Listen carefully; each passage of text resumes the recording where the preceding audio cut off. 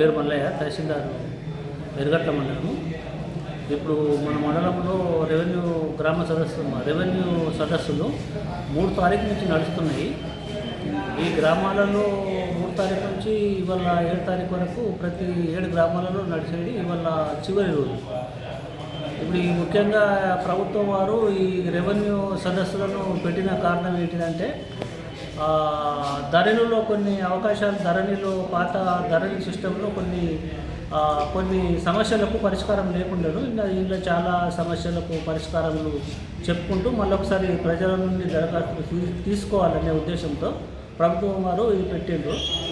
ముఖ్యంగా ఏంటంటే రైతులు వారికి ఉన్న సమస్యలను మేము ప్రతి గ్రామం వెళ్తున్నాము. 3 తారీఖు నుండి 7 వరకు వెళ్ళినాము. ఉదయం 9 గంటల నుండి సాయంత్రం 6 గంటల దాకా ఉండి రైతుల నుంచి దరఖాస్తులు తీసుకున్నాము. దీంట్లో భాగంగా ఏంటంటే రైతులకు ఎక్స్టెంట్ కరెక్షన్ కానీ, ఎక్స్టెంట్ అంటే సపోజు ఎకరం పాత పుస్తకంలో ఎకరం ఉంది, కొత్త పుస్తకంలో 20 గుంటలే పడ్డది. ఆ 20 గుంటలు సరి చేయడానికి దరఖాస్తు తీసుకుంటున్నాను, ఎక్స్టెంట్ కరెక్షన్. సపోజ్ ఇంకో కేటగిరీ ఏంటంటే మిస్సింగ్ సర్వే నెంబర్ ఉంది. మిస్సింగ్ సర్వే నెంబర్ అంటే మొత్తం సర్వే నెంబరే ఆన్లైన్ ఎక్కలేదు. అది ఒక రైతుది సర్వే నెంబరు, ఆయనకు 4 సర్వే నెంబర్లు ఉంటే పాస్బుక్లో 3 సర్వే నెంబర్లు వచ్చినాయి, ఇంకో సర్వే నెంబర్ రాలేదు.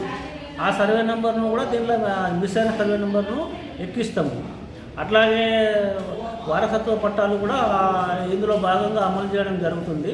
వారసత్వ పట్టాలు చాలామంది వాళ్ళ తండ్రులు కానీ తాతలు కానీ చనిపోయి వీళ్ళు కల్టివేట్ చేసుకుంటున్నారు భూములు, కానీ ఇంకా ఎవరైతే దున్నుకుంటున్నారో వాళ్ళ పేరు మీద చేసుకోలేదు. వారు కూడా రెవెన్యూ సదస్సులో దరఖాస్తు చేసుకుంటే మేము వాళ్ళ యొక్క ఫ్యామిలీ వంశాన్ని పరిశీలించి వారికి కూడా వారసత్వ పట్టాలు అమలు చేస్తాము. అట్లాగే పెండింగ్ సక్సెషన్, ఇదివరకు కొంత పెండింగ్ ముటేషన్ లాంటి ఏంటంటే మాకు ఇదివరకు రిజిస్ట్రేషన్ డాక్యుమెంట్ ద్వారా కొనుక్కున్నారు, కానీ వాళ్ళు ఇంకా రికార్డులను ఇంప్లిమెంట్ చేసుకోలేదు. ఇప్పుడు ఆ డాక్యుమెంట్ పెట్టి కూడా ఇంప్లిమెంట్ చేసుకోవచ్చు. ముఖ్యంగా దీంట్లో ధరణీకరణ ఎక్కువ అవకాశాలు ఉన్నాయి కాబట్టి రైతులు ఇట్లా అవకాశాన్ని వినియోగించారు. ధరణీకరణ దీనిలో ఎక్కువ అవకాశాలు ఏమున్నాయంటే, ధరణిలో ఒకవేళ మీకు ఏ ప్రాబ్లం ఉన్నా హైకోర్టుకే వెళ్ళాల్సి వచ్చేది. ధరణిలో ఏదన్నా మీకు ప్రాబ్లం ఉంటే హైకోర్టు డైరెక్ట్ ఎవరికి కూడా కలెక్టర్కి కానీ ఆర్డీఓకి కానీ అప్లై చేసుకునే అవకాశం లేదు.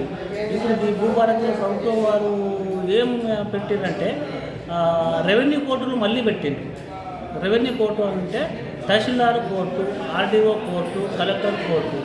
ఏదైనా తప్పు జరిగినప్పుడు తహసీల్దార్ కానీ ఆర్డీఓ కానీ కలెక్టర్ కానీ దరఖాస్తు ఇచ్చినప్పుడు ఆ దరఖాస్తు ఎవరికన్నా ఎదుర్కొన్నా తప్పుగా రికార్డులు నమోదైతే వాళ్ళని పిలిపించి ఇద్దరికి నోటీసులు పంపించొచ్చి దాని వివరాలు సరి చేసే అవకాశం ఉంది.